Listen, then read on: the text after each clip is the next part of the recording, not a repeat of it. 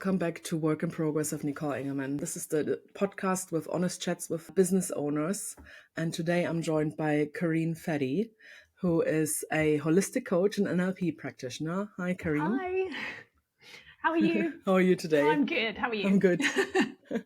Yeah. It's always the awkward, like, how are you, right? We probably should feel into that a bit more. How are we really? Let's go a little deeper on that, should we? It's one of those questions I really don't like because no one actually means it when they ask it, but it's the done thing. I'm excited to be here, and I'm actually quite warm. It's really warm in London at the moment, and so I'm sweating a little bit. So there's a slight discomfort, but also an excitement to be here. How about you? It's a natural shine to the skin. Yeah, it's still okay. I've just switched off the aircon, so hopefully that lasts me for a bit. Oh, but yeah, you've got aircon. You're living the dream. Yes, yeah. It was the one splurge I've done a couple of years ago that I kind of invested in because I have a really hot flat. But yeah, tell us a bit about yourself, your business, your journey. How long have you been in business? Why did you get into it? So I started my business just over a year ago. I had the idea, but it followed a 2-year career gap. Prior to that, I was a head teacher. And I reached a stage where I woke up one day with this terrible hip pain, and I really genuinely thought, oh, this is it. Like, I have burnt myself out. I'm stressed. Like, I've done something serious to my body. And I suppose in stopping, I spent 3 months in bed with this hip pain. I really got to kind of like reassess my life and spent a lot of time thinking about what my values were, what I wanted. And I just realized that I was living a life that wasn't bringing me joy. And I decided to kind of go about a period of changing that. So I left my job to prioritize my health, both my physical and my mental health, and decided to take a little bit of a break. What next ensued was a kind of series of unfortunate events, from my partner deciding he no longer loves me, to my grandmother passing away, to my sister being diagnosed with cancer, to a flatmate moving in who kicked me out of my home. I ended up turning 40, jobless, relationshipless, and homeless. So what had been, I'm not sure how long a break I'm going to take, became a sort of necessary break. And I decided to stop looking for what I would do next. I decided to just prioritize myself and my personal development. And I went on this amazing journey of figuring out who I was and what it was that I really wanted, and realized that education wasn't the space that I wanted to be in anymore. And sort of just trusted that the way forward would become clear. Now, it wasn't always easy. Like, there were definitely times in that process where I remember a day when my sister called me up, going, why aren't you looking for jobs? Get on LinkedIn and look for jobs. And it's like, but I don't know what to do there because I don't know what I want to do. So being on LinkedIn is just soul destroying at the best of times. But when you don't know what you're actually looking for and you're just scrolling, it was just this process of like, oh, how am I here? What am I actually doing? And eventually I had a conversation with my breathwork teacher, and she shared that she had paid for a coach, and it was all this sort of masculine advice about selling and leads and PAs, and it was all of this sort of masculine advice. And it was in that moment that I was like, wow, this is what I could be offering people. I could be offering a more feminine approach to coaching and actually look at people's lives holistically, because ultimately for my breathwork teacher, she was like, I don't want any of those things. Like, I don't want more clients. That doesn't fit with my sort of life goals. And it was like, oh, this is what I could be offering. So that's how I started. And I decided that I would support people holistically, which just basically means we look at all areas of your life. So it's not just career coaching or business coaching. It's actually, how does this fit into your entire life, both personal and professional? And we look at what areas of your life are not in alignment.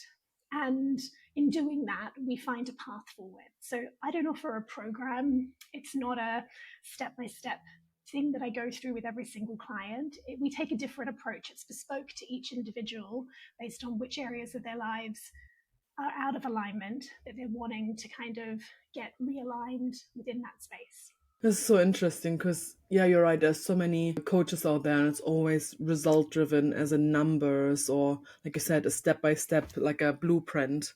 You hear that word a lot. And again, it's very masculine. It's always about a result or something tangible. Where often Yeah. the stuff that's more work and less tangible Yeah. actually brings bigger results in the end. Absolutely. Like I've had clients work on, supporting their relationships or, building their businesses. They've worked on, releasing their pasts and improving their relationships with themselves. But it's unique to each individual based on what areas of their life are not aligned. Because for me, that was my journey. I woke up with this pain. It was like, oh my goodness, I'm a head teacher. I've got a stable partner. I'm ticking boxes here. I live in a beautiful flat. I've got like what looks on paper like I should be quite satisfied, but actually really wasn't. And a big part of that was the the job, but also the relationship as well. There was just bits that just no longer aligned to me and my values. Yeah, no, I totally get that, and it's really interesting as well because, as you said, it's only been a year, but I know your story a little bit, so there were a lot of challenges, and I mean, every time I hear you talk, it's like, how can this happen to just one person? So how did you find your first year in business? Obviously, there's always challenges, but the first year is always there's a lot of excitement, a lot of knowledge to learn because if you haven't had a business before, there's like so many things that you didn't even think about. How was the first year for you so far? So I think it's been a journey. I keep telling everyone that, if you think you've done the personal development work on yourself, start a business and then really find out how much of the inner work you've done. Because I thought I'd spent this time really discovering who I was, being clear about my values. And I was like, right, I'm going to start this business. It's all just going to fall into place. But actually, there's so much. I can sort of see why businesses fail within the first 12 months. And I don't actually think it's got to do with business strategy. I don't think it's got to do with clients or the market. Genuinely, I think it's to do with the founder's personal development journey and how far they're willing to go and how deep they're willing to go on that process. Because I don't think it's an easy thing to do. And I think so much of it is mindset. And I wasn't prepared for that. I like, why are people not talking about this? Why did Yes. nobody tell me before I started?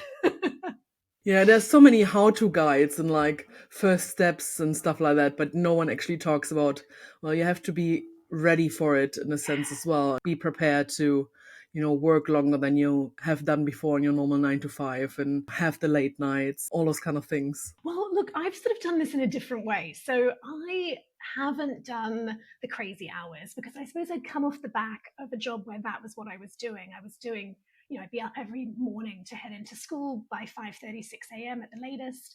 I'd be coming in each evening, 7, 8, sometimes 9 o'clock at night. So I've been really passionate about being boundaried and creating a business that I really want and that it's going to fit around my lifestyle. And it's not about me working harder and it's not about me doing more. It's actually about me being and and being myself and being in the kind of energy that I want to be in. But I suppose what I hadn't anticipated was the sort of difficulties around things like marketing and selling. And I had no clue. I had all of these limiting beliefs and sort of view marketing and selling as something dirty. I had no clue that that was there underneath. And I suppose because I'd always been within the education sector, I suppose that sort of idea of selling as such, you're sort of selling your school. I've worked for a training company where we were selling training packages, but the idea of sort of selling myself, just the amount of ick around that was really tough to kind of come to terms with. Also, I borrowed money to start my business because I'd already taken a career break and I'd spent my savings in that time. And I then had to go through this process of having all of these sort of money limiting beliefs that I'd never seen before in my life. I suppose because I'd always, been in sort of full-time employment, to suddenly not have that was really interesting. And I always say that the funniest moment was not actually when I had no clients, seeking clients, but the moment that I actually went, oh, I broke even last month. that was the moment that the real fear kicked in. Like, but what about next month? What's going to Yeah. happen? Yeah. And it's just this like actual, like, how this is what I wanted to be in this place, and then suddenly you're in the place and you've then got more fears coming to the surface. It's just such a wild ride. Yeah, I think there's less certainty with self-employment, like you just said. And I've been doing this for basically 11 years this Yeah. week, and I still sometimes think, Yeah. oh, so what about next Yeah. month? Yeah. Yeah. I can see So that. I can see that doesn't go yeah. away. Yes, it's one of the downsides, but you get so much more from it, I think, as well. Are you still working on that kind of fear, or have you kind of gotten a hold a bit on it, or I how do think you I'm kind still of working navigate at through it. it? Yeah, I think Yeah. that it's just an ongoing journey. And what I'm seeing is that it's sort of different over time. What the fears are come out as slightly different. I think I'm in a more secure place in terms of knowing that clients are coming and that I'm kind of a bit more clearer on where I'm headed. But I think there was a lot of doubt in that first 12 months about me building a business based on following my intuition, and this sort of gap between being clear on what I wanted and it actually coming into, manifesting into reality. There was this sort of gap, and that sort of like patience in that. I'm not a very patient person, and sort of trusting that it's going to work itself out, that it'll all come around, was sort of an interesting process. And I think that I'm now at a stage where I'm really deeply working on my relationship with myself.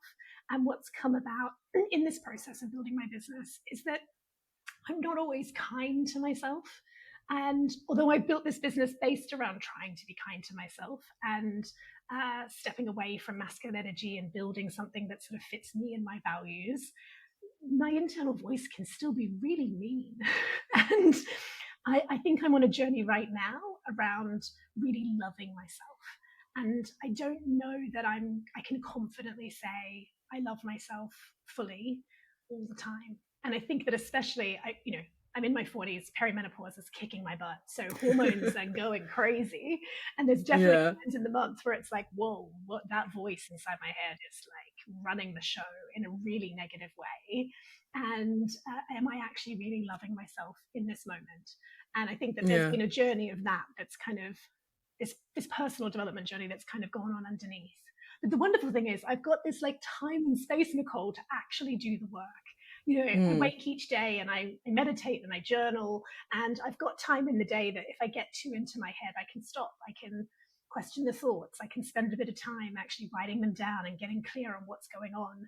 I've built a business where I've got a bit of spaciousness in my day, which is just totally different to where I used to be, in school, where you just never got a moment, even if you were trying to do some quiet work or get a task done, suddenly, the door swings open and a problem arises from the school or a child comes in. And, so I'm in a totally different circumstance, which I've got immense gratitude towards, because it means that I'm able to go on this personal development journey alongside my business. You're responsible for so many people, not just the teachers, like you said, the kids. Anything that goes wrong, it basically comes back to you. I was a head teacher during COVID. So, oh gosh, we were, I remember parents and people in the community saying like, so what's going on? And you're like, I'm finding out when you are, when those news alerts come up, that's when I'm finding out what we're doing. I'm not privy to any secret information ahead of any of that. It's not like schools have a direct line to the government or anything. No. We're watching Boris on those calls at the same time. Like there's nothing else going on. We're all in the same situation where we're going, I don't know what's happening, and then having to be responsive. So it was a really interesting time. Let's just say tough time. It was a really tough time. Interesting has a different meaning now because everyone says that about COVID. Yeah. In terms of, I had a question in my head and I forgot it again. So what was the question? I literally the whole time was like, don't let me forget that question. Now I forgot it. The moment you hold on to it too tightly, it drifts away. And just so exactly. you know, that gets way worse in perimenopause. The harder you pull on to something, the further it drifts away. Sometimes you just have to let it drift away into the ether and just go, well, what? It can't have been that important. In terms of working through things, going through those challenges, what has really helped you? Are there things that you've done to help you get out of those kind of fear situations? How do you feel about marketing now? Is it still icky? Do you feel better with it? I think getting support has been the kind of key bit. Like, I think knowing that you don't have to do it alone, I think has been the most amazing thing. So for me, being part of multiple networks has really helped me, because getting advice from people who are in the same situation, following the same journey, has been sort of amazing and really sort of game changing to have those conversations. And I think that for anyone out there that's in their business and feeling a bit lost and confused, it's like, just go and talk to someone about it. Just get out and ask and speak to people, because once you do, you start to realize it's not just me. There's other people who are in this situation, but that there's so much helpful advice out there that can really kind of get you started. For me, the big change for social media was just posting without rehearsing. So if you go back through my sort of Instagram feed, some of my initial videos are probably 40, 50 takes, and they're very well rehearsed, and I look like a professional trainer. I used to be a professional trainer. They're very well rehearsed, and they're word perfect, but there's no soul, there's no aliveness, there's no connection within them. And I now have a rule that if I can't film it in one take, I don't post it at all. So I'm in a situation where it's just kind of like, however it comes out, it's either going to come out because it's alive and it's easy and effortless, or it's a struggle, which means I'm not going to post it. So I've kind of taken a different tact around how I put myself out there, and sort of showing up a little bit more imperfectly, that it doesn't need to be heavily edited, that's okay, that there's mistakes and that there are issues. It's sort of imperfect action seems to resonate more, and it's just more real. And let's be honest, talking to yourself in an empty flat is never real, right? No, not really. I love that you literally have that rule now that it's like one take, and if it doesn't work, it doesn't work. Yeah. And if there's a kind of a little break or said something wrong or something, then it just goes out. Yeah, and just laughing about Yeah. it, and sort of just having that sort of sense of humor, and just being like, you know what, it hasn't been right. I've had the sort of neighbors upstairs make a crazy noise, and you're like, it sounds like the ceiling's going to fall in. Oh well, post it anyway. Like just actually showing up imperfectly has made a real difference. Yeah, sometimes you have a random dog barking or a loud car coming by. Yeah. That happened during recording for the podcast as well. And it's like, well, that's just life. It is, right? It is. Yeah. Yeah. You forget to go on focus, and then you get a notification. It's like ping. It's like, oh damn it. Yeah. But it happens. It does. And I think to start with, it was just, I remember getting really annoyed. There was building works happening outside my flat. And I remember one day getting up in anger and sort of looking out the window, like, who's that banging stuff outside? And then I sort of laughed at myself, like the ridiculousness of like it just having to be so perfect. Like, that's just not life. It's just not real. Yeah. I guess that's what social media has kind of, well, not taught us, but showed us, because people try to create this perfect life and show the perfect hair and the flawless skin and, always kind of knowing what to say. But they don't show that it took them 10, 20 takes to do this. And maybe they had someone doing their hair or whatever. Yeah. No one wakes up like that. No Yeah. one is.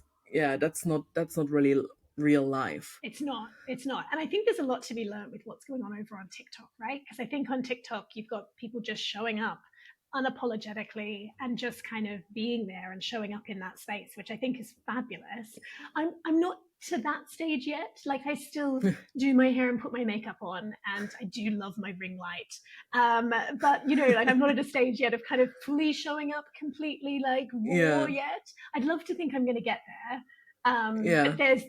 But there's bigger beliefs and things that are underneath all of that I kind of need to work through to get to that space. I think it's also, everyone is different. So some people, they just don't, like, they wouldn't even go out of the house the way some people show up on TikTok. That's just not them. So why would you like just show up a certain way because that's working right now on TikTok or whatever? Yeah. You still have to be comfortable with yourself, as long as you're doing it for you and not, for others. Yeah. Yeah. It's the voice, right? The voice inside your head that then looks back at the Yeah. video and goes, Yeah, "Ooh." exactly. I recently showed up with my hair naturally curly. My hair is naturally wavy. And I almost didn't post the video because of the judgment around my wavy hair. And I really had to have words with myself. Like, come on, like, this is like ridiculous. Like, this is your hair. It's hot in London. You've just let it go wavy because it's warm. Like, just actually post it. Like, what are you afraid of? And like, Yeah. just to suddenly had all of these thoughts around my hair being in its sort of natural state. I was like, this is crazy. And it's like, what's gonna happen? No one says, "Oh, you look ugly now." That's just like no one is gonna do that Yeah, anyway. We're yeah. so harsh on ourselves anyway, and especially when it's about appearance or just making mistakes, which is just it's human. It So is, right? And I think that's the yeah, bit that people connect with. People yeah, connect with our humanness. They're not connecting to this idea of perfection. And I think that the idea of sort of perfection is, it's nice to sort of have an aspirational model in that way. But I think yeah. if you're looking for real connection, it comes in the imperfect. Yeah, and I think as well in terms of showing up and branding and stuff like that, no one says you have to turn up in your pajamas or stuff like that. It's still about being, trustworthy and people can kind of feel safe with you and stuff like that. But yeah, it's not about, looking like something fresh out of Pinterest. It's like unattainable to look that perfect and be that perfect. And that's a lot of effort as well, I think as well. It really is. The sort of tipping point on my social media was deciding to post wearing my house tracksuit pants. And I mentioned them. And then I did another post where I was in my pajama bottoms. And I was like, you know what, actually, I'm actually, and there was this real tipping point of like, okay, if I can show up like this and just show that I'm at home talking to myself, and why am I getting changed to do this process? And yeah, it's just kind of that was a real moment for me around just showing up as is within the sort of remit of how far I was willing to go within that moment. And I was like, this is like, feels like there's sort of truth in this, because I do spend most of my day with a sort of nice top on that, goodness knows what's going down on the bottom. The joy of working online means that, Yeah. I spend most of my days in my pajama bottoms because they're comfortable and I enjoy Yeah. it. Yeah, definitely. Just the nice leggings or like your, the ratty old tracksuit, like I said, Yeah, the one we've yeah, had for years, whatever feels right, right? yeah, yeah, absolutely. Yeah. In terms of when you started out, how did you find your clients? So how was it? I think when you started out, it was like people you knew and friends of friends and stuff like that. But Yes. obviously now down the line a bit and getting a bit more into the marketing side. Yeah. So what I did initially was just started offering coaching for free. So I wasn't new to coaching. The education system's built upon coaching, but I'd obviously been coaching in the sort of professional sense. So I went and did a qualification. I did my holistic coaching qualification and my NLP qualification. And I then just started offering coaching out. Now I tried to kind of go one step removed from my friends. So it was friends of friends. And I just started telling everybody that I was doing it. And at the time, I was doing my qualification, so it was an easy thing. Like, I'm doing my qualification. Do you know anyone that would be interested in doing a couple of free sessions with me?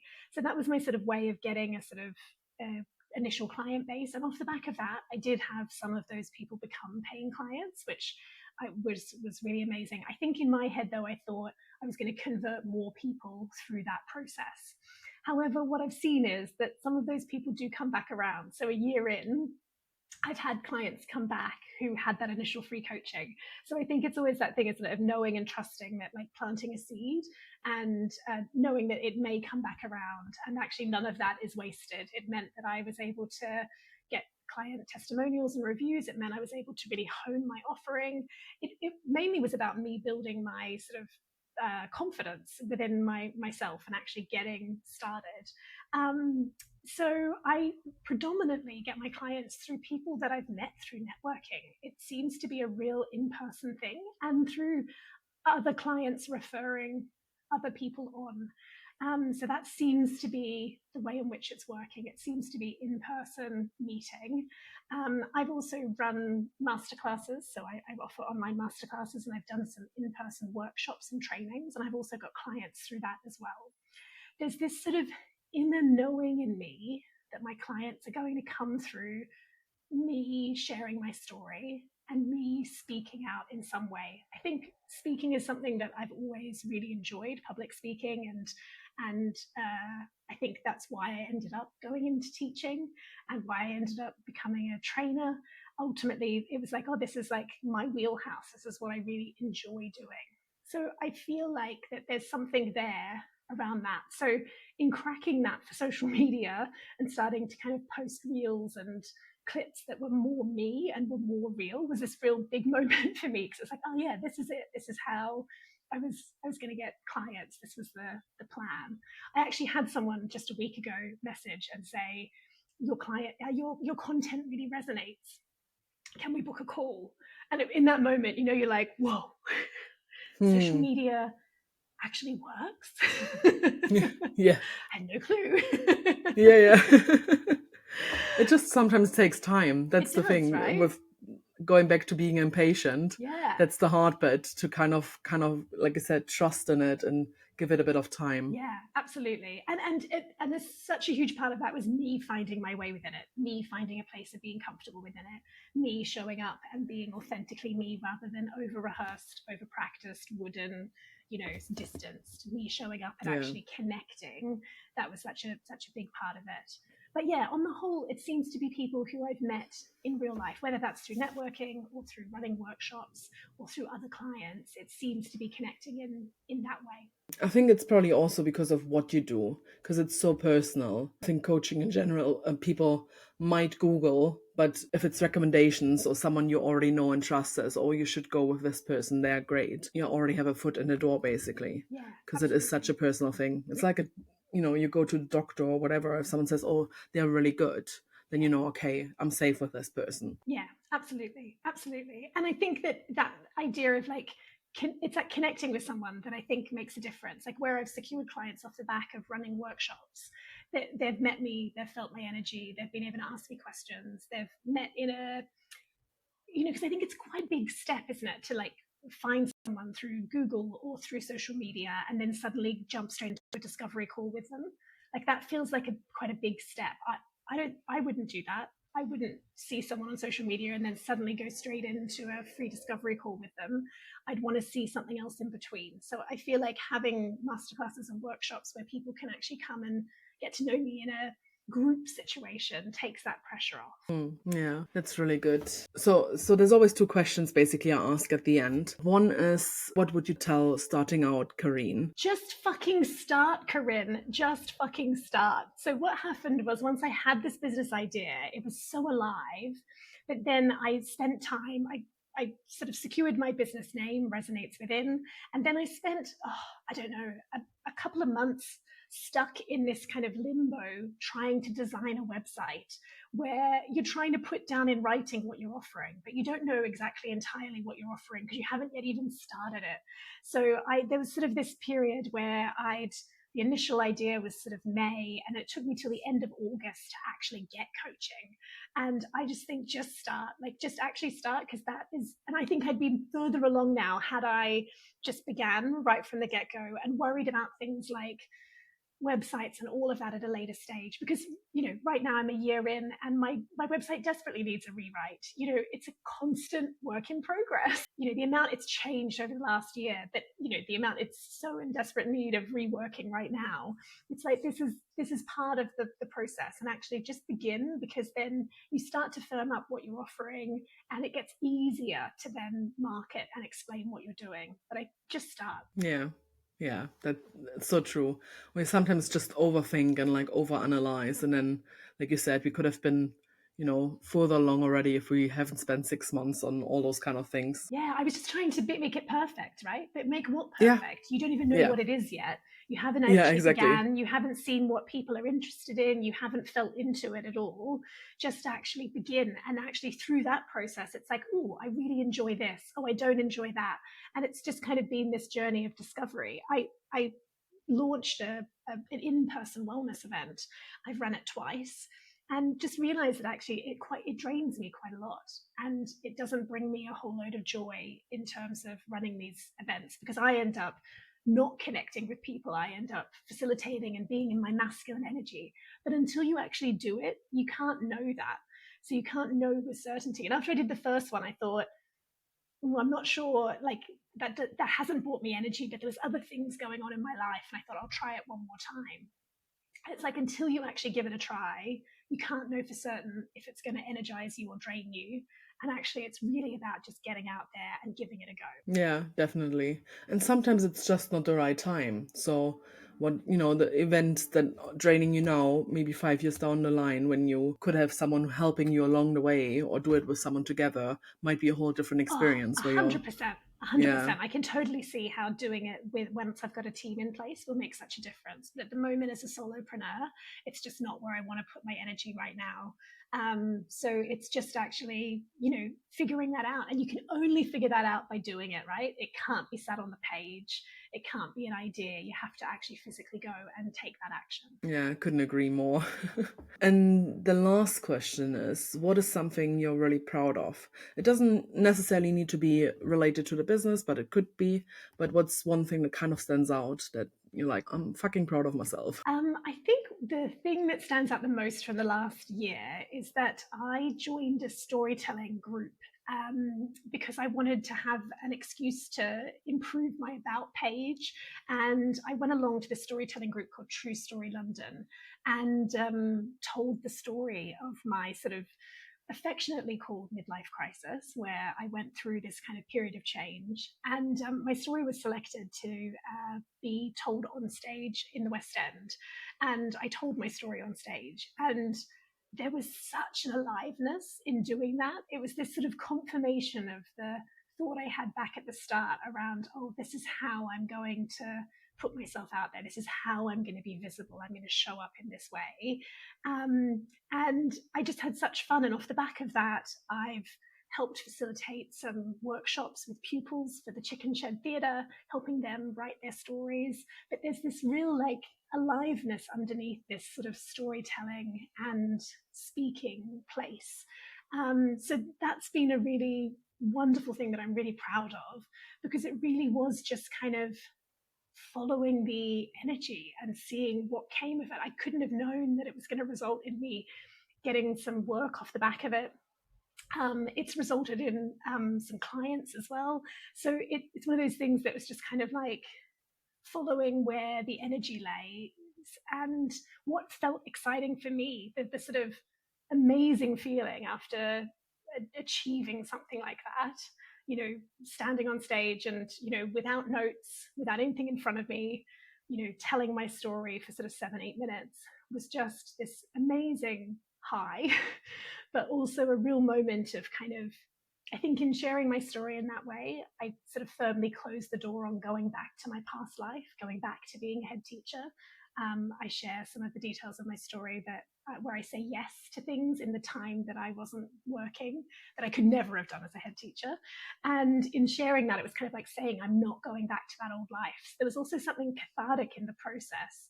And being part of the storytelling community has just been so wonderful to kind of like reflect upon my life. It's like group therapy with personal reflection, and it's just been such a glorious thing to be part of. I really love that for you because I mean, I was lucky enough to hear the story when you kind of were testing it out and how to do it, and we were a room full of women at a networking event, and it was just like everyone was like, oh my god. And that's also what I mean, like how can one person experience so many things in a span of a few years? It sounds like it's multiple people going through different things where it's all just, oh, that's all you. And you have such a talent for telling this story or telling stories in general, so really proud of yourself as well. Thank you. Thank you. So I mean that concludes the first part of the podcast, and in the next part we're talking more about practical tips about coaching and how to feel more aligned with your business as well. So for everyone else, stay tuned. Thank you for joining me, Karinne. Thank you.